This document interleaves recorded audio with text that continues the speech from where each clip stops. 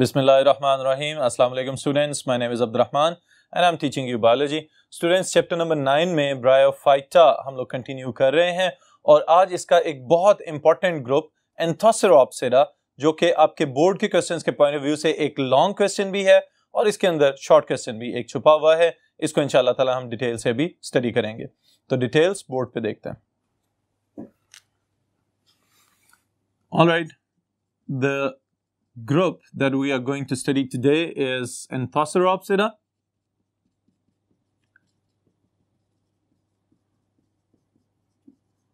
और इसका common name that is hornworts. Alright, सींगों वाले ब्रायोफाइट्स। लफ्जी तर्जुमा इसका ये बनता है। अब स्टूडेंट, सबसे पहले नंबर पे तो हमारे ज़हन में यही सवाल आना चाहिए कि why the Anthoceropsids they are known as hornwords, okay? तो उसके लिए याद रखिएगा the hornwords is due to the horn-like सींगों की तरह की appearance of sporophyte, alright? जो sporophyte जनरेशन है उसकी चूंकि अपीयरेंस, उसकी जो शक्ल है वो हमें सींग की तरह लंबे से एक आउटग्रोथ की तरह बनी हुई नजर आती है, जिसकी वजह से हमने इसका नाम रख दिया है हॉर्नवर्ड्स, ऑलराइट? और इसका टेक्निकल नेम रहेगा एंथोसेरोप्सिडा। अब स्टूडेंट्स, एंथोसेरोप्सिडा का भी जो रिप्रेजेंटेटिव मेंबर है that is Anthoceros, okay? So we can say Anthoceropsida are named after the genus Anthoceros. अब ये जीनस तो हमारे सामने नजर आ रहा है हमें, लेकिन इसकी बहुत सारी डिफरेंट स्पीशीज मौजूद होंगी जो कि मुख्तलिफ एरियाज में पाए जाते हैं। अब ब्रायोफाइट्स हैं, ऑलराइट? तो किस किस्म के एरियाज में पाए जा सकते हैं? यहां पे स्टूडेंट्स याद रखिएगा moist and shady places, okay? लेकिन ये बात भी हम नजरअंदाज नहीं कर सकते कि Anthoceropsida is a bit advanced group of bryophytes. जैसे हमने पिछले ग्रुप्स पढ़े हैं, जैसे कि आपने पढ़े थे लिवरवर्ट्स और फिर उसके बाद मॉसेस, उनकी तरह के ये ब्रायोफाइट्स के ग्रुप में तो शामिल हैं, लेकिन साथ ही साथ इनके अंदर कुछ नई चीजें ऐड अप हो गई हैं with the passage of time. और वो नई चीजें क्या क्या हैं, इन्हीं की वजह से एंथोसेरोप्सिडा को हम कहते हैं कि ये थोड़ा सा बेहतर है, थोड़ा हाईली डेवलप हो गया है as compare to the previous groups of bryophytes, alright? तो इन्हीं चीजों को आज के इस सेशन में हम डिस्कस करते हैं। The first thing is about the gametophyte.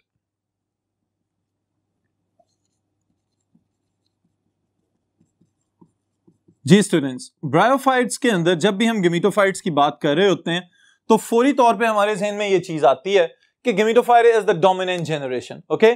यानी कि गेमीट प्रोड्यूसिंग जनरेशन जो है वो ज्यादा वेजिटेटिवली रिप्रोड्यूस करती है, ज्यादा देर के लिए सर्वाइव करती है, और स्पोरोफाइट जनरेशन हमेशा डिपेंडेंट होती है ऑन दैट गेमेटोफाइट जनरेशन। लेकिन यहां पे याद रखिएगा कि ऐसा नहीं है। Gametophyte generation is vegetatively rich, यानी कि फोटोसिंथेटिक है, लेकिन इसके अंदर जो स्पोरोफाइट की डिपेंडेंसी है वो अब पहले की तरह या पिछले ग्रुप्स की तरह नजर नहीं आती, ओके? तो गेमेटोफाइट के मुतालिक हम क्या लिख सकते हैं? It is highly branched, or we can say lobed, all right? Thallus, the plant body that cannot be differentiated into true roots, stem and leaves, okay? और फिर इसके साथ ही साथ एक और टर्म मैं यहां पे ऐड कर रहा हूं, this is asymmetrical, all right? इससे क्या मुराद है कि ऐसा पॉसिबल नहीं है कि हम ये कह दें कि भाई इसकी बॉडी जो है, जो गेमेटोफाइट जनरेशन या जो गेमेटोफाइट बॉडी नजर आ रही है वो या तो मुकम्मल गोल हो, फिर भी हम कह दें, लेकिन ऐसा भी नहीं है, या फिर मुकम्मल एक सिलेंड्रिकल लंबा सा स्ट्रक्चर बना दे, ऐसा भी नहीं है। तो इस वजह से हम ये कह देते हैं this is asymmetrical irregular, okay?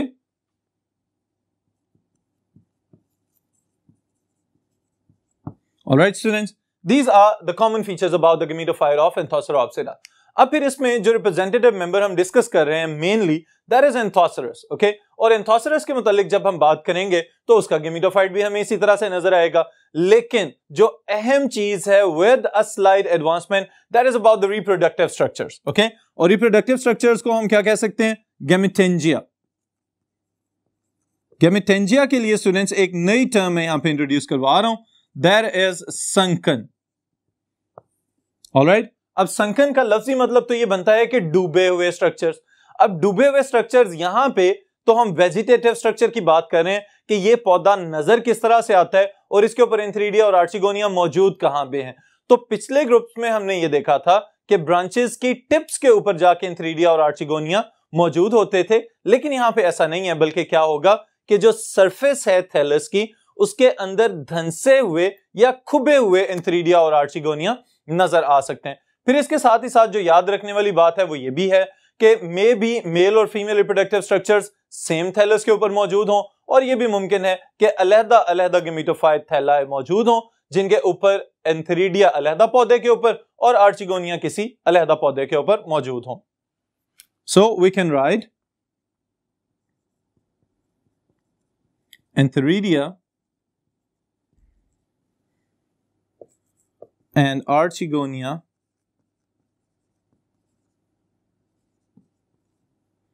are partially sunken or embedded, धंसे हुए inside the gametophyte thallus। Alright students, अब इस बात से हमें यह पता चल गया कि एंथ्रीडिया और आर्चिगोनिया टिप्स के ऊपर या सुपरफिशियल सरफेस के ऊपर मौजूद नहीं है, बल्कि आधे या पूरे उसके अंदर धंसे हुए नजर आएंगे। अब फिर इसके बाद जो अहम चीज इसकी थैलस की जो अपीयरेंस है, ओवरऑल जो गेमेटोफाइट थैलस की अपीयरेंस है उससे रिलेटेड याद रखिएगा, क्योंकि ये हमारे यहाँ इर्द गिर्द पहाड़ी इलाकों में भी पाया जाता है एंथोसरस, और इसकी मुख्तलिफ स्पीशीज, स्पेशली ये हिमालयन रेंज जो है इसी के हवाले से इसकी एक स्पीशीज का नाम भी है। तो एंथोसरस यहाँ पे कॉमनली आप देख सकते हैं। अब स्टूडेंट्स, इसकी जो अपर एपिडर्मिस वाली साइड है उसको, जिसको डॉर्सल साइड हम कहते हैं, अगर आप उसको देखेंगे तो हो सकता है वो वेलवेटी सॉफ्ट नजर आए, या ये भी पॉसिबल है कि वो बड़ी रफ सी और स्पाइनी, ऐसे हाथ लगाएं उसके ऊपर तो आपको कांटेदार फीलिंग आना शुरू हो जाए। ये इसकी अपर एपिडर्मिस या अपर डॉर्सल साइड की हम बात कर रहे हैं। और वेंट्रल साइड की यानी नीचे वाली साइड की जब हम बात करेंगे तो हमें पता चलता है कि it is just like the other bryophytes, और यहां पे क्या मौजूद है, there are rhizoids that are responsible for the absorption of water, mineral as well as the anchorage of the gametophyte generation. Okay, वो पानी और नमकियात को जज़ब करके अपर पार्ट्स की तरफ भेजेंगे और साथ ही साथ पौधे को मजबूती से सॉइल के अंदर फंसा के और पकड़ की सलाहियत उसको फराहम करते चले जाएंगे। Alright students, this is generally that you can write about the gametophyte. फिर उसके बाद अगली चीज अगर हम डिस्कस करें तो there is the sporophyte. Okay, और स्पोरोफाइट के अंदर पहले की निस्बत और ज्यादा एडवांस फीचर्स हमें नजर आते हैं, और ये याद रखिएगा स्टूडेंट्स, यहीं से इंपॉर्टेंट शॉर्ट क्वेश्चन का भी आगाज होता है, और वो क्या है, what are the advanced features of sporophyte generation in Anthoceros. तो याद रखिएगा, मैं इनको पॉइंट्स की फॉर्म में लिख रहा हूं ताकि आपको भी याद रखने में और लिखने में आसानी हो। So here we are going to write about the sporophyte.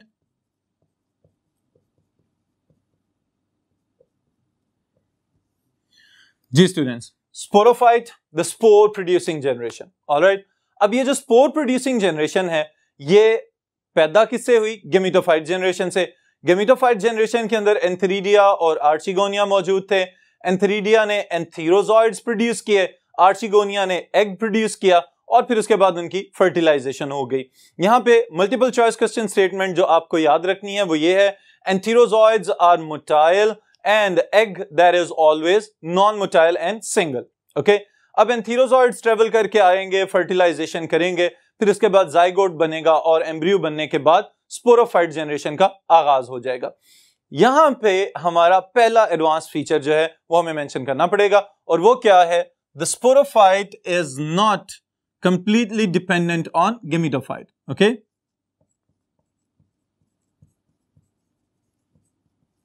sporophyte is not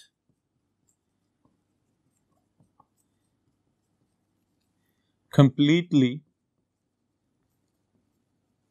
dependent on gametophyte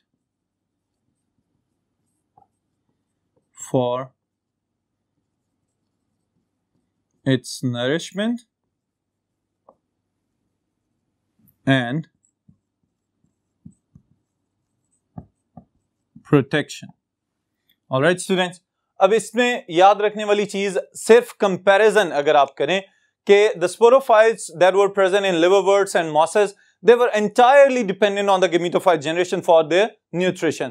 कि gametophyte के ऊपर चूंकि स्पोरोफाइट ग्रो कर रहा था और स्पोरोफाइट itself नॉन फोटोसिंथेटिक था, तो खुराक और नमकियात और पानी वगैरह उसको गेमिटोफाइट फराहम कर रहा होता था। ओके, लेकिन यहां पे हमने ये बात तो मेंशन कर दी कि स्पोरोफाइट जो है वो मुकम्मल तौर पे अब गेमिटोफाइट के ऊपर डिपेंडेंट नहीं है। तो हमें ये भी पता होना चाहिए कि भाई क्यों इसके ऊपर अब ये डिपेंडेंट नहीं रहा।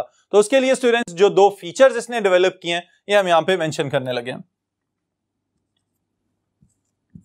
Sporophyte possess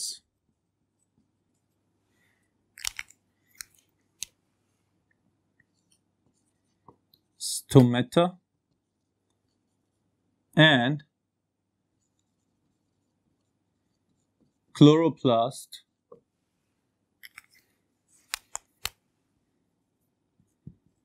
in its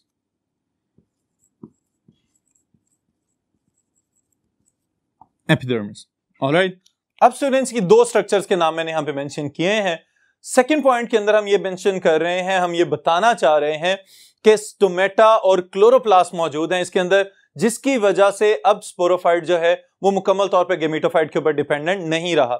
stomata क्या करते हैं? These are specialized structures that are guarded by the guard cells and they are responsible for the exchange of gases, especially absorption of carbon dioxide। Okay? तो इसका मतलब यह है carbon dioxide को जज़ब करने जा रहे हैं। तो बिल्कुल उसी तरह जैसे प्रीवियस ग्रुप्स में ओपन स्पेसेस या एयर चैम्बर्स मौजूद थे जहां पे गैसेस का तबादला किया जाता था, अब यहां पे हमें उसकी निस्बत थोड़ा सा और एडवांस्ड फीचर नजर आ रहा है कि they have developed stomata. Okay, और स्टोमेटा क्या है? These are the openings that are guarded by guard cells. तो इसका मतलब यह हुआ कि हैं तो ये अभी भी bryophytes, but they have developed a feature that resemble with the higher plants. Okay, हमारे इर्द गिर्द जो पौधे पाए जाते हैं उनके अंदर भी गैसियस एक्सचेंज के लिए स्टोमेटा मौजूद होते हैं। तो ये इनका कॉमन फीचर है between anthoceropsids and the higher plants. Alright students, तो ये एक तो फीचर हमें नजर आ गया। फिर उसके बाद दूसरी चीज अगर आप गौर करें तो पिछले ग्रुप्स के अंदर फोटोसिंथेसिस स्पोरोफाइट के बस की बात नहीं थी, because there was no chloroplast. लेकिन यहां पे क्लोरोप्लास्ट मौजूद है, लेकिन क्लोरोप्लास्ट की डेवलपमेंट जो है वो अभी इस तरह से नहीं हुई कि जैसे हायर प्लांट्स के अंदर हो। यहां पे इससे रिलेटेड भी मैं एक बात लिख दूं कि the chloroplasts they are present in the form of discs. Okay, और एक स्पेशलाइज्ड स्ट्रक्चर इनके अंदर मौजूद होता है that is known as pyrenoid. Okay, ये इनका कॉमन फीचर है with the green alga. Alright, और इसी से रिलेटेड एक और बात चले मैं ऐड करता चलूं यहां पे कि थैलस जो होती है, जो गेमिटोफाइट है इस एंथोसेरस प्लांट की, उसके अंदर कुछ जगहों पे ओपन स्पेस खाली जगह मौजूद है और उसके अंदर म्यूसिलेज मौजूद होती है, एक चिपचिपी सी सिक्रीटरी प्रोटीन, और उसके अंदर फर्दर साइनोबैक्टीरिया वगैरह मौजूद हैं जो नाइट्रोजन फिक्सेशन में बहुत ज्यादा इंपॉर्टेंट रोल प्ले कर रहे होते हैं। और ये चूंकि उनको शेल्टर प्लेस दे रहा है एंथोसेरस, तो बदले में वो साइनोबैक्टीरिया नाइट्रोजन फिक्स करके इसको प्रोवाइड करते हैं। ऑलराइट, तो हम ये भी कह सकते हैं Anthoceros is also playing a vital role in the nitrogen cycle. Alright students, तो ये बात मैंने सिर्फ इसलिए ऐड की है कि इसका कोई ना कोई रिलेशनशिप एलजी के साथ जरूर है। जैसे हमने बिल्कुल आगाज में जनरल फीचर्स में ये बात कही थी कि bryophytes might have evolved from green alga, तो वो वाली बात हमें अभी भी यहां पे नजर आ रही है कि कहीं ना कहीं रिलेशनशिप जरूर मौजूद है, जिसमें एक similarity the structure of the chloroplast और साथ ही साथ उसके जो ये पायरिनॉइड्स की प्रेजेंस है, ये इस बात की तरफ निशानदही कर रही है कि yes the bryophytes might have been evolved from green algae. Alright students, फिर उसके बाद अगर हम नेक्स्ट फीचर की तरफ देखें तो हमें पता चलता है कि स्टोमेटा के बाद देयर इज अनदर डेवलपमेंट। चलें पहले क्यूटिकल का जिक्र करते हैं यहां पे, फॉर्मेशन ऑफ क्यूटिकल। ऑलराइट, और क्यूटिकल की मौजूदगी किस बात की जमानत है? It always checks the water loss. Okay, ये पानी के इखराज को कंट्रोल करने के लिए एक वाटर प्रूफ लेयर मौजूद है। चूंकि ब्रायोफाइट्स वैसे ही वाटर डिपेंडेंट और वाटर लविंग है, तो इसका मतलब यह है कि अगर ड्राउट या डेजिकेट वगैरह वाली कंडीशन हो कि बिल्कुल खुश्क साली किसी कैफियत हो, तो वहां पे फिर ये ज्यादा देर गुजारा नहीं कर सकेंगे। ऑलराइट, तो क्यूटिकल की मौजूदगी क्या बताती है? It checks the water loss, alright, and prevent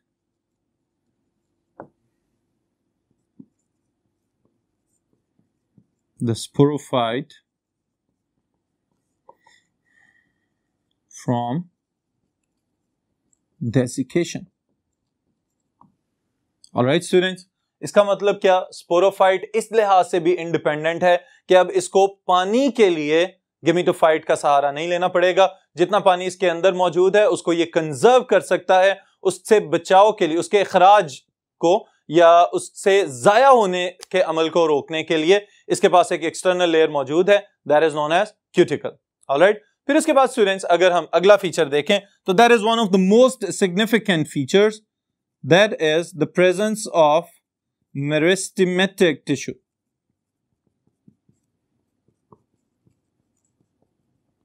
alright, अब स्टूडेंट्स आपके याद रखने के पॉइंट ऑफ व्यू से मैं आपको ये बात बताने लगा हूं कि जनरली हम ये कहते हैं कि ब्रायोफाइट्स के अंदर जो स्पोरोफाइट जनरेशन होती है, it can be differentiated into 3 main parts, foot, seta and capsule. Alright, लेकिन एंथोसेरस के अंदर या एंथोसेरोप्सिरा के मेंबर्स के अंदर हमें इस तरह का फीचर नजर नहीं आ रहा, बल्कि इसकी बजाय एक और एडिशनल चेंज नजर आ रही है, और वो क्या है कि मेरिस्टेमेटिक टिश्यू मौजूद है लेकिन सीटा की जगह पे। ऑलराइट, अब इस चीज को एक्सप्लेन करता हूं मैं कि ये क्या कर रहा है। इससे पहले आप ये समझ लें कि मेरिस्टेमेटिक टिश्यू होता क्या है। ऑलराइट, तो स्टूडेंट्स याद रखिएगा, जब भी प्लांट्स ने कोई ग्रोथ शो करनी होती है तो पौधों के मुख्तलिफ रीजन्स के ऊपर मखसूस किस्म के सेल्स होते हैं जो कि हमेशा ये पोटेंशियल या ये एबिलिटी अपने अंदर रखते हैं कि जब भी पौधा ग्रोथ शो करना चाहे तो वो मेरिस्टेमेटिक सेल्स को मैसेज भिजवाते हैं और मेरिस्टेमेटिक सेल्स के अंदर माइटोसिस होना शुरू हो जाती है,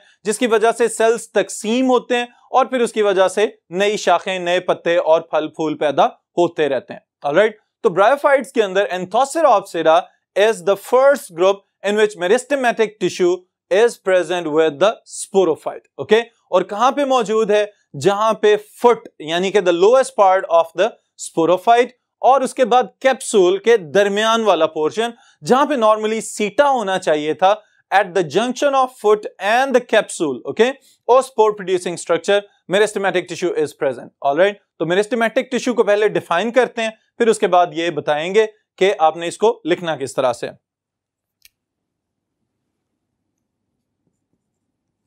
the vegetative tissue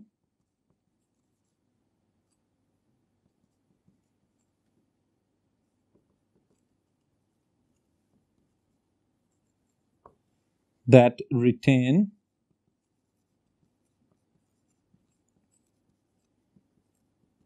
the ability to divide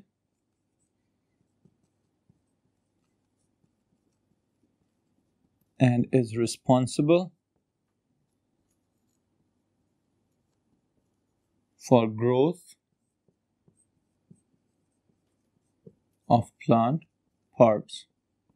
Alright students, इसको हम कहते हैं मेरिस्टेमेटिक टिश्यू। मेरिस्टेम्स उन रीजन्स को कहा जाता है जहां पे मेरिस्टेमेटिक टिश्यू मौजूद होंगे। ऑलराइट, और फिर यहां पे इनकी क्या एबिलिटी है और क्या पोजीशन है, ये मल्टीपल चॉइस क्वेश्चन स्टेटमेंट भी है, तो इसको हम लिख लेते हैं।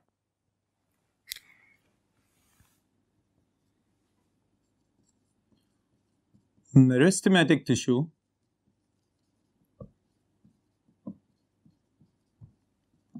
is present at the junction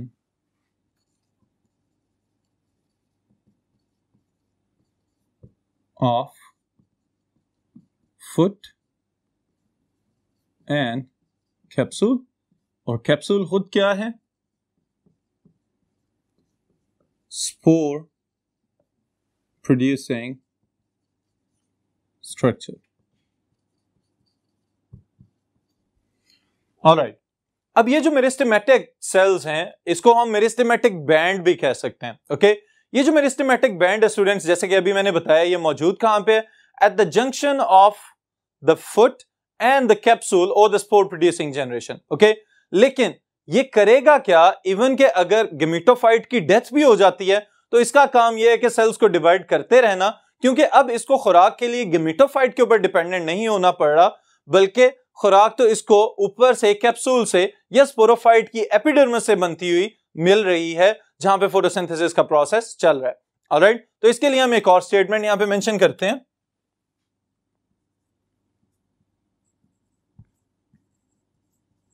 the meristematic cells keep on adding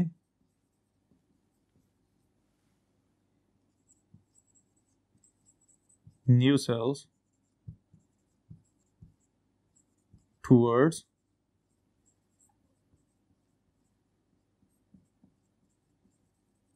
the spore producing region of the sporophyte.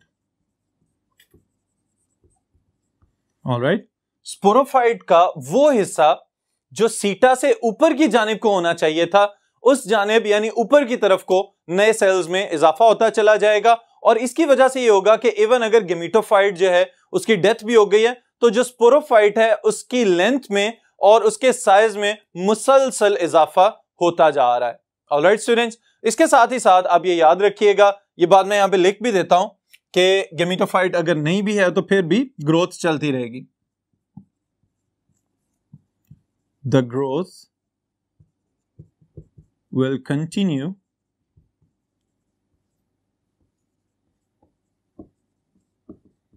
even after the death of gametophyte. Alright students, तो ये कुछ जनरल फीचर्स हैं जिनको हम एडवांस कैरेक्टरिस्टिक्स कह सकते हैं एंथोसेरोप्सिरा के।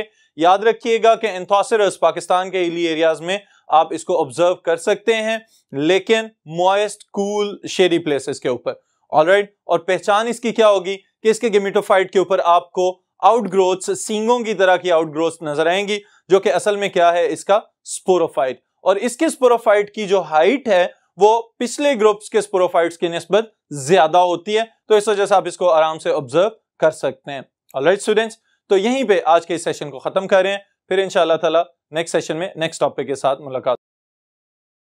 बिस्मिल्लाहिर्रहमानिर्रहीम, अस्सलाम वालेकुम students, my name is Abdurrahman and I am teaching you biology. Students, इस सेशन में हम एक छोटा सा टॉपिक है अल्टरनेशन ऑफ जनरेशंस, इसको स्टडी करेंगे। इंपॉर्टेंट है लॉन्ग क्वेश्चन के लिहाज से, और इसके साथ एक छोटा सा शॉर्ट क्वेश्चन अटैच्ड है अबाउट इट्स सिग्निफिकेंस। तो डिटेल्स बोर्ड पे देखते हैं। Alright students, the topic is alternation of generations. Alright, अब स्टूडेंट्स जरा रिवाइज कर लें, how many groups of bryophytes we have studied until now. Okay, अभी तक हम 3 ग्रुप्स आपके सिलेबस में जो शामिल हैं वो पढ़ के आ चुके हुए हैं। The first group they were liverworts, hepaticopsids, second group bryopsida, Musci या मॉसेस जिनको हमने कहा, और third group they were hornworts, Anthoceropsida. Okay, अब इन तीनों ग्रुप्स के अंदर एक कॉमन फीचर था and there was alternation of generation. अब चूंकि ये सवाल आपको बोर्ड के एग्जाम में अलहदा से भी पूछा जा सकता है लॉन्ग क्वेश्चन के लिहाज से, तो इस वजह से हम इसको आज सेपरेट करके डिस्कस करने जा रहे हैं। ओके, और फिर इसके साथ एक इंपॉर्टेंट शॉर्ट क्वेश्चन है, that is about the significance of alternation of generation, कि अहमियत क्या है इस प्रोसेस की, तो इसको भी हम अलहदा से शॉर्ट क्वेश्चन के लिहाज से डिस्कस करेंगे। ओके, तो अब स्टूडेंट सबसे पहला सवाल हमारे ज़हन में ये आना चाहिए कि इस टॉपिक को याद किस तरह से रखा जाए। तो उसके लिए मैं आपको एक शॉर्टकट वे बताऊंगा कि आप आसानी से इसको याद कर सकें। ऑलराइट, और ये क्या है कि पहले हम सारे के सारी स्टेजेस एक लाइफ साइकिल में जो शामिल हैं ब्रायोफाइट्स के अंदर, उन सबको एनलिस्ट करते हैं, और फिर इसके बाद इनकी डिस्कशन करेंगे, और साथ ही फिर मैं आपको बताऊंगा कि आपने ये लाइफ साइकिल ड्रॉ किस तरह से करना है। ओके, तो यहां पे आगाज कर रहे हैं एक नई टर्म के साथ, that is known as diplohaplontic life cycle. जी स्टूडेंट्स, अब परेशान होने की बिल्कुल जरूरत नहीं है। अगर आप सिर्फ इन टर्म्स के ऊपर गौर करें तो आपको इनका मायने समझ में आना शुरू हो जाएगा। वो किस तरह से कि जो इस टर्म का पहला हिस्सा है diplo, that has been derived from diploid, और जो इसका दूसरा हिस्सा है that has been derived from haploid. Alright, इसका मतलब यह है कि ये जो हम अल्टरनेशन ऑफ जनरेशंस का साइकिल डिस्कस करेंगे, इसमें दो जनरेशंस की इन्वॉल्वमेंट है। एक जनरेशन डिप्लॉयड होगी with the 2n double set of chromosomes, और दूसरी जनरेशन जो है it will be haploid, that is represented by single n, जिसका मतलब ये होता है कि इसके पास 1 सेट ऑफ क्रोमोसोम्स मौजूद है। ऑलराइट, तो डिप्लोहैप्लॉन्टिक या हैप्लोडिप्लॉन्टिक दोनों अंदाज में आप इसको लिख सकते हैं। इसका मतलब यह होगा the whole life cycle is completed by 2 phases in which one phase is haploid and the second phase will be diploid. All right students, फिर उसके बाद अगर हम इन दोनों phases की बात करें तो मैं यहां पे आगाज करता हूं पहले गेमेटोफाइट के साथ। Now, गेमेटोफाइट जनरेशन, ये तो आप सबको याद होना चाहिए, this is the predominant conspicuous generation. All right, ये वो जनरेशन है जो आपको नजर आ रही है। यानी कि अगर ब्रायोफाइट्स का कोई पौधा आपको नजर आ रहा है तो इसका मतलब यह है कि असल में आपको उसका गेमेटोफिटिक फेज जो है वो ज्यादा प्रोमिनेंट नजर आएगा, क्योंकि जो थैलस है, जो वेजिटेटिव बॉडी है, वो ग्रीन कलर की है, और ग्रीन कलर होने का मतलब यह है कि ये इंडिपेंडेंट स्टेज है, और independent stage is the gametophyte stage. Alright, तो इसके साथ हम ये मेंशन कर लेते हैं, this is the haploid generation. Alright, that is represented by a single n. फिर उसके बाद स्टूडेंट्स याद रखिएगा, this is the dominant phase. Alright, dominant का मतलब गालिब, ओके, और इसके लिए एक और टर्म यूज हो रही है, conspicuous. Alright, conspicuous का मतलब होगा कि नुमाया स्टेज, वो स्टेज जो आपको नुमाया तौर पे नजर आ रही है। ओके, फिर उसके बाद इसके जो रिप्रोडक्टिव स्ट्रक्चर्स हैं, अगर हम उनकी बात करें तो रिप्रोडक्टिव स्ट्रक्चर्स के लिए एक कॉमन टर्म मैंने आपको बताई थी, दैट वाज गेमेटेंजिया। ओके, और यहां पे जो गेमीट प्रोड्यूसिंग स्ट्रक्चर्स अलग-अलग से मेल और फीमेल गेमेटोफाइट्स में प्रोड्यूस होंगे, they are what? Antheridia. Alright, antheridia are the male reproductive structures. Okay, और याद रखने वाली बात यह है कि गेमेटोफाइट जनरेशन खुद क्या है? हैप्लॉयड। तो antheridia they are produced by mitosis, और माइटोसिस की खासियत यह है कि the number of chromosomes remains the same. तो इसका मतलब यह है जनरेशन गेमेटोफाइट है, तो इसमें जो गेमेटोफाइट रिप्रोड्यूसिंग स्ट्रक्चर्स पैदा हो रहे हैं दे आर आल्सो हैप्लॉयड। तो इसका मतलब यह है antheridia they are also haploid. Okay, और एंथेरिडिया को हम अगर डिफाइन करना चाहें तो हम कह सकते हैं they are the male reproductive organs और स्ट्रक्चर्स। ऑलराइट स्टूडेंट्स, फिर इसी के साथ अगर मेल एंथेरिडिया है तो what is the name of the female reproductive structures? They are archegonia.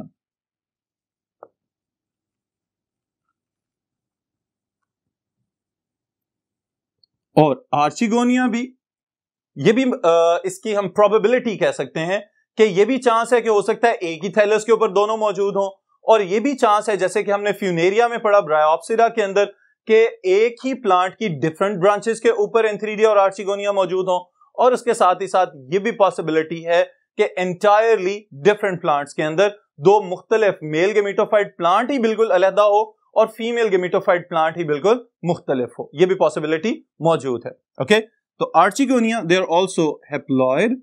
Okay, और इनको अगर हम डिफाइन करना चाहें तो we can say they are the female reproductive organs. Alright, तो इसका मतलब यह है कि अगर रिप्रोडक्टिव ऑर्गन्स डिफरेंट हैं तो इनके अंदर पैदा होने वाले reproductive cells they should also be different. लेकिन स्टूडेंट्स याद रखिएगा कि यहां पे ह्यूमंस के साथ इनको कंपेयर नहीं कर सकते हम, इवन के जो हायर प्लांट्स हैं उनके साथ भी कंपेयर नहीं कर सकते। क्यों कंपेयर नहीं कर सकते? क्योंकि ह्यूमंस वाले केस में the body is diploid and sperms and eggs they are produced by meiosis. Okay, वहां पे रिडक्शन डिवीजन हो रही है और उसके बाद फिर फर्दर गैमीट्स प्रोड्यूस किए जाते हैं। लेकिन यहां पे याद रखने वाली चीज ये है, गेमेटोफाइट इटसेल्फ इज हैप्लॉइड। अगर गेमेटोफाइट खुद ही हैप्लॉइड है तो इसका मतलब ये है कि उसके जो गेमीट्स अगर हैप्लॉइड बनाने हैं तो माइटोसिस की जाएगी, यानी कि वो वाली सेल डिवीजन जिसमें chromosome number it should remain same as it was present in the vegetative body. Alright, तो ये चीज हम यहां पे लिख लें। The antheridia they produce spermatozoids or entherozoids. All right, spermatozoids और entherozoids एक ही स्ट्रक्चर के दो नाम हैं, and they are generally known as sperms. Okay, और sperms के साथ में ये जुमला लिख रहा हूं, they are produced by mitosis and are N for haploid. All right students, तो एंथीरोजॉइड्स या स्पर्म्स माइटोसिस के जरिए पैदा हो रहे हैं and they are haploid. Okay, फिर इसी तरह अगर फीमेल रिप्रोडक्टिव स्ट्रक्चर्स में पैदा होने वाले गेमीट्स की बात करें तो दे आर एग्स। ऑलराइट, अब यहां पे एक अहम बात मैं आपको बताता चलूं कि एक ही गेमेटोफाइट के ऊपर क्लस्टर्स में आर्चिगोनिया भी मौजूद हो सकते हैं। ओके, और ये बात आपको ऑब्जेक्टिव के लिहाज से मैं बताता चलूं कि एंथेरिडिया हो या आर्चिगोनिया हो, जब कभी भी क्लस्टर्स की फॉर्म में मौजूद होंगे तो इनके दरमियान में स्टीराइल हेयर्स मौजूद होते हैं and these sterile hairs are known as paraphysis. Alright, तो ये आपके लिए एक मल्टीपल चॉइस क्वेश्चन स्टेटमेंट है। फिर एग जो है it is also haploid. All right, and it is also produced by mitosis. All right, students. अब अगर एंथेरिडिया में एंथीरोजॉइड्स प्रोड्यूस हो रहे हैं, आर्चिगोनिया में एग पैदा हो रहा है, तो इनका अगला स्टेप क्या होना चाहिए? That should be the fusion of the gametes. और जैसे ही गेमीट्स फ्यूज करेंगे तो उस प्रोसेस को हम कहेंगे फर्टिलाइजेशन। फर्टिलाइजेशन होने के बाद जो एक डिप्लॉयड स्ट्रक्चर हमारे सामने आएगा that is usually known as zygote, लेकिन यहां पे हम इसका एक और नाम रख रहे हैं और इसको मैं अलहदा से नई जो जनरेशन स्टार्ट होगी उसका आगाज कहूंगा कि यहां से डिप्लॉयड जनरेशन का आगाज होने लगा है। और वो डिप्लॉयड जनरेशन कौन सी है? That is the sporophyte generation. इसके लिए स्टूडेंट्स एक और टर्म भी हम मेंशन कर सकते हैं, that is known as oospore. Alright, that is basically the zygote formed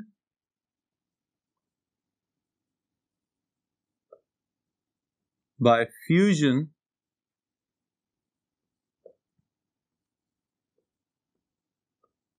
of gametes, and these gametes were haploid, itself oospore is diploid. All right, that is 2n. यहां पे एक मल्टीपल चॉइस क्वेश्चन स्टेटमेंट मैं आपको बता दूं, and that is what oospore or the zygote is the beginning of the diploid generation, that is the sporophyte generation. All right, फिर इसके बाद क्या होगा स्टूडेंट्स कि इसकी फर्दर ग्रोथ और जर्मिनेशन का प्रोसेस चलता जाएगा और हमारे पास अगली जनरेशन आ जाएगी, that is the sporophyte generation. All right, अब ये जो स्पोरोफाइट जनरेशन हमारे पास आ रही है, इस स्पोरोफाइट जनरेशन के अपने भी कुछ स्ट्रक्चर्स हैं कि जो इंपॉर्टेंट हैं और डिस्टिंक्ट हैं गेमेटोफाइट जनरेशन की निस्बत। इसमें सबसे पहली चीज तो हम ये शामिल कर सकते हैं कि हमने पहला ग्रुप जो था लिवरवर्ट्स और दूसरा ग्रुप जो था ब्रायोफाइट्स, ब्रायोप्सिड्स, इनमें ये पढ़ा कि इनके अंदर द स्पोरोफाइट दैट इज हम कह सकते हैं सेमी पैरासिटिक, वो अपने गेमेटोफाइट के ऊपर डिपेंडेंट थे और अपनी खुराक वगैरह वहीं से हासिल कर रहे थे। लेकिन जो लास्ट ग्रुप स्टूडेंट्स हमने पढ़ा दैट वाज एंथोसेरोप्सिडा। एंथोसेरोप्सिडा के अंदर हमें ये पता चला कि the sporophyte it has developed its own photosynthetic tissues, और ये थोड़ी सी एडवांसमेंट हुई जिसकी वजह से जो स्पोरोफाइट की डिपेंडेंस थी गेमेटोफाइट के ऊपर वो पहले की निस्बत थोड़ी सी कम हो गई। ऑलराइट, तो ये चीज हम अगर यहां पे लिखें तो we can say mostly dependent on gametophyte, alright. और इसके अंदर जो वेजिटेटिव स्ट्रक्चर्स हैं, foot, seta and capsule, alright. अब ये जो तीनों स्ट्रक्चर्स जिनकी हम बात कर रहे हैं students, the first one foot, okay, that is the junction between the gametophyte and the sporophyte generation.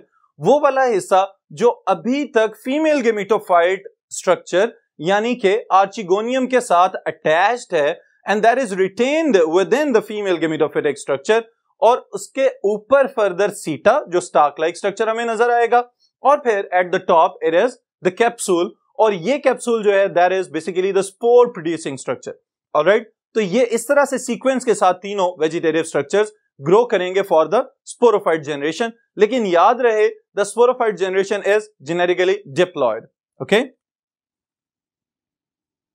This is a diploid generation. फिर यहां पे स्टूडेंट्स एक नई टर्म मैं आपको बताता हूं, that is known as spore mother cell, okay, और स्पोरोसाइट्स। अब ये क्या है? ये आखिरी सेल्स हैं इस पूरे लाइफ साइकिल के अंदर जो स्पोरोफाइट जनरेशन के पास हैं, that are still diploid, okay. तो याद रखिएगा स्पोरोफाइट जनरेशन का आगाज तो हो रहा था जाइगोट से या ओवोस्पोर से, लेकिन उसका इख्तिताम कहां पे होगा? जो आखिरी डिप्लॉयड सेल हमें नजर आ रहा है इस लाइफ साइकिल के अंदर, that is the spore mother cell. और अगर हम इसको स्पोर मदर सेल कह रहे हैं तो इसका मतलब ये है it has to produce spores, okay. तो ये जो स्पोर्स पैदा करेगा they are produced by meiosis, और दैट इज रिडक्शन डिवीजन। एक सेल से 4 नए सेल्स बनेंगे, और ये चारों cells genetically they will have half the number of chromosomes as it was present in the spore mother cell, okay. तो इसका मतलब यह है कि अब क्रोमोसोम्स की तादाद पहले की निस्बत आधी रह जाएगी। स्पोर मदर सेल खुद तो डिप्लॉयड है, लेकिन जो स्पोर्स इससे पैदा होंगे दे विल बी हैप्लॉयड। तो इसी स्टेटमेंट को अगर हम एक और एस्पेक्ट से देखें तो हम ये कह सकते हैं कि the production of spores that are haploid is the beginning of the next gametophyte generation, okay.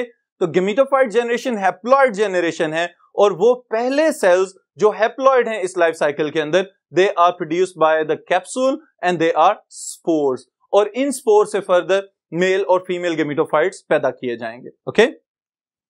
सो यहां से फिर स्पोर्स प्रोड्यूस किए जाएंगे, they are haploid, okay, and they will further produce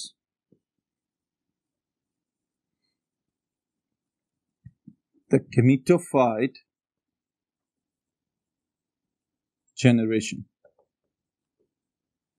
Alright students, अब स्पोर्स जैसे ही किसी सुटेबल जगह के ऊपर सुटेबल सबस्ट्रेट पे गिरेंगे, वहां से फिर जर्मिनेट करना शुरू होंगे, और इनकी जर्मिनेशन के लिए एक और इंपॉर्टेंट शॉर्ट क्वेश्चन भी है और मल्टीपल चॉइस क्वेश्चन स्टेटमेंट भी बन सकती है। वो क्या है कि when the spores of the bryophytes they land on a suitable habitat, they grow in an alga like filamentous structure, okay. और उस एल्गा लाइक फिलामेंटस स्ट्रक्चर को हम क्या कहते हैं? That is protonema.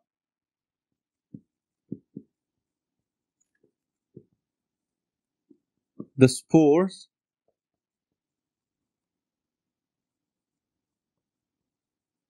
germinate into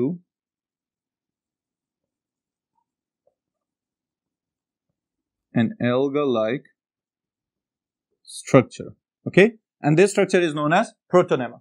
फिर इस प्रोटोनेमा के फिलामेंट्स के ऊपर बर्ड्स बनेंगे, और उन बर्ड से फिर नए गेमेटोफाइट्स पैदा होने शुरू हो जाएंगे।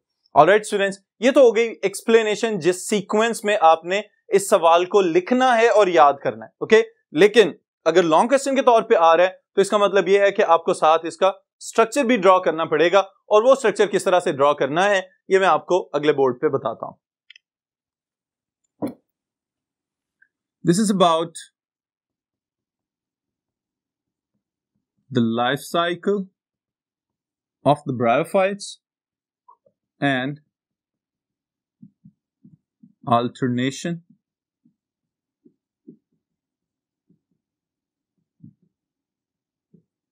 of generations. All right. अब स्टूडेंट्स, आपके याद रखने के लिहाज से मैं आपको ये बता रहा हूं कि आपकी आसानी के लिए हम इसको स्टार्ट कर रहे हैं from the haploid dominant generation, and this haploid dominant generation is what? This is gametophyte. Alright.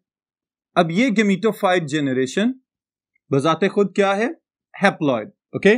लेकिन इस हैप्लॉइड जनरेशन से फर्दर प्रोड्यूस किए जाते हैं दो अलहदा अलहदा गेमेटोफाइट्स. ओके. और ये दोनों गेमेटोफाइट्स कौन कौन से हैं? One is male gametophyte and the other one is female gametophyte. इसको हम इस तरह से लिख लेते हैं. If this is the mail gametophyte, okay, and this is the female gametophyte, so their reproductive structures, they will be antheridia and archegonia respectively. Okay, ये symbols हैं जिसकी मदद से हम males और females को distinguish करते हैं. Okay, अब students, males they will produce antheridia, okay, and the female gametophyte they will produce archegonia or archegonia. All right. अब एंथेरिडिया के अंदर माइटोसिस के अमल के जरिए क्या प्रोड्यूस किया जाएगा? स्पर्मेटोजॉइड्स. ओके.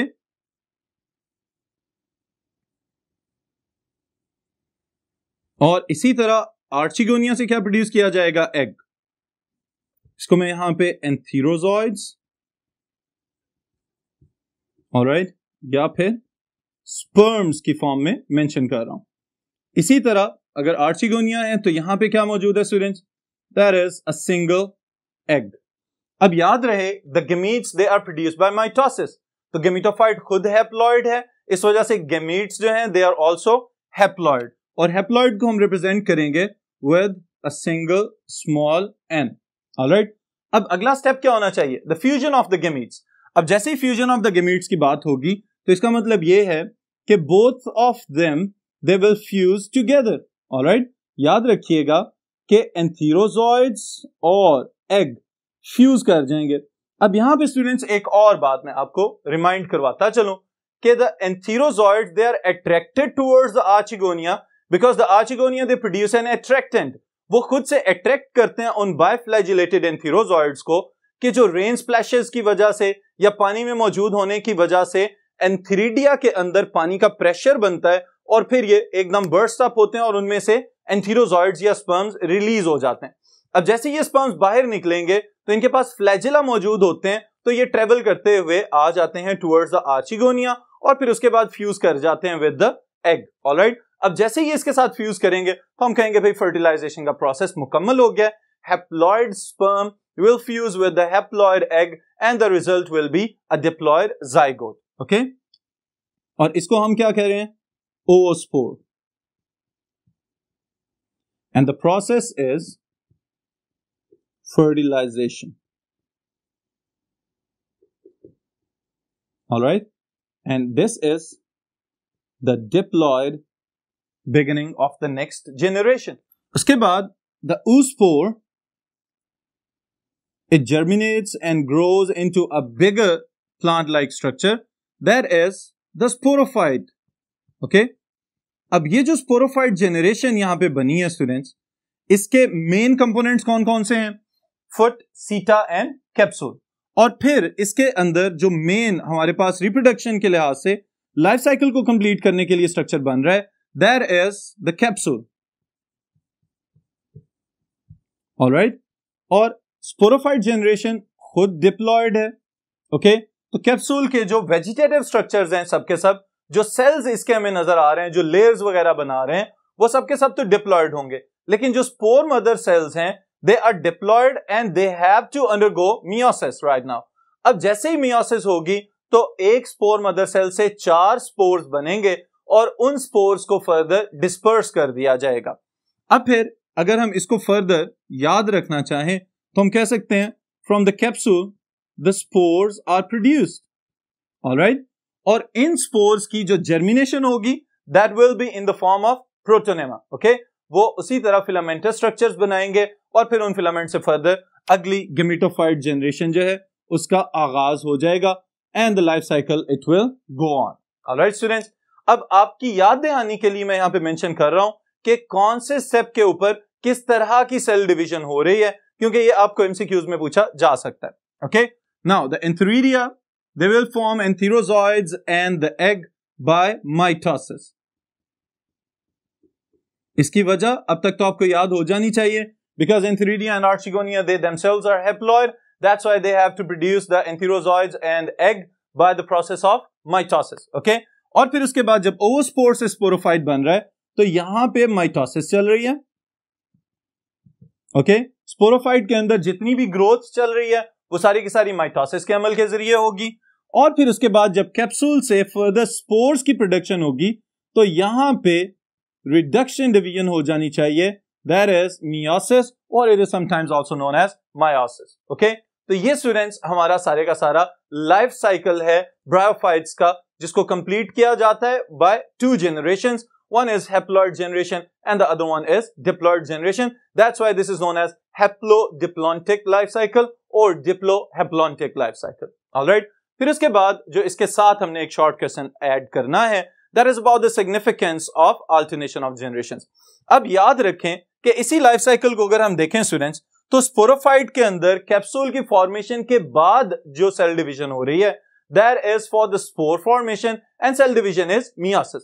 मियोसिस के अंदर एक काम ये होता है कि जो जीन्स हैं उनको रीशफल कर दिया जाता है, उनका तबादला कर दिया जाता है बिटवीन डिफरेंट क्रोमोसोम्स. अब अगर तो इनका तबादला किया जा रहा है तो इसका मतलब ये है कि अच्छे जीन्स जो हैं उनको हमेशा अडॉप्ट किया जाता है, उनको अपने पास रिटेन करके रखा जाता है. स्पोर्स जैसे जमीन के ऊपर गिरेंगे इनसे फर्दर क्या बनेंगे, गेमेटोफाइट्स. जिन गेमेटोफाइट्स के पास सक्सेसफुल जीन्स मौजूद होंगे वो तो सरवाइव करेंगे और रेजिस्ट करेंगे against the environmental disastrous conditions. लेकिन दूसरी तरफ अगर किसी गेमेटोफाइट के पास कुछ वीक जीन्स मौजूद हैं तो वो आहिस्ता आहिस्ता खुद ही गेमेटोफाइट खत्म होता चला जाएगा. तो बाकी ऑर्गेनिजम्स की तरह जैसे एनिमल्स हैं या माइक्रो ऑर्गेनिजम्स हैं, प्लांट्स के अंदर ब्रायोफाइट्स और इवन के higher plants they are also adapting day by day. हर दिन गुजरने के साथ इनके अंदर भी जेनेटिकली भी एवोल्यूशन को कहीं ना कहीं सपोर्ट किया जा रहा होता है कि जितने रेजिस्टेंट जीन्स होंगे उतना वो ऑर्गेनिज्म सक्सेसफुल होता चला जाएगा. अब इसी लिहाज से ये काम तो स्पोरोफाइट कर रहा है, तो आपके ज़हन में ये बात भी आनी चाहिए कि क्या गेमेटोफाइट फर्टिलाइजेशन के टाइम या गेमेटोजेनेसिस के टाइम गेमीट बनाने के वक्त उसके अंदर भी कोई रीशफलिंग ऑफ जीन्स का प्रोसेस हो रहा है, तो दैट इज नो. ऑलराइट, यहां पे ऐसा कोई अमल नहीं होता क्योंकि the gametes they are produced by mitosis, और माइटोसिस में जो नॉर्मल लिविंग ऑर्गेनिजम्स के अंदर सेल डिवीजन चल रही है वहां पे किसी किस्म की रीशफलिंग और कोई भी रिकम्बिनेशन का अमल नहीं होता. तो इस वजह से गेमेटोफाइट जेनरेशन खुद जो बन रही है स्पोरोफाइट से, उसके अंदर हर आने वाली जेनरेशन में नए जीन्स होंगे, लेकिन जो gametophyte further spore producing generation पैदा कर रही है उसमें कभी भी कोई जेनेटिक चेंज हमें नजर नहीं आएगी. ऑलराइट स्टूडेंट्स, तो इस सेशन को यहीं पे खत्म करते हैं. इसको याद रखिएगा, लॉन्ग क्वेश्चन के पॉइंट ऑफ व्यू से अगर आ जाए तो आप सिग्निफिकेंस इसके साथ मिला के लिख दें, लेकिन अगर अलहदा से पूछ लिया जाता है खाली सिग्निफिकेंस तो आप 3 या कम से कम 4 पॉइंट्स जो हैं इसके साथ मेंशन कर दें. तो इंशाअल्लाह ताला it will be a full short question. फिर इंशाअल्लाह ताला मुलाकात होगी नेक्स्ट सेशन में नेक्स्ट टॉपिक के साथ.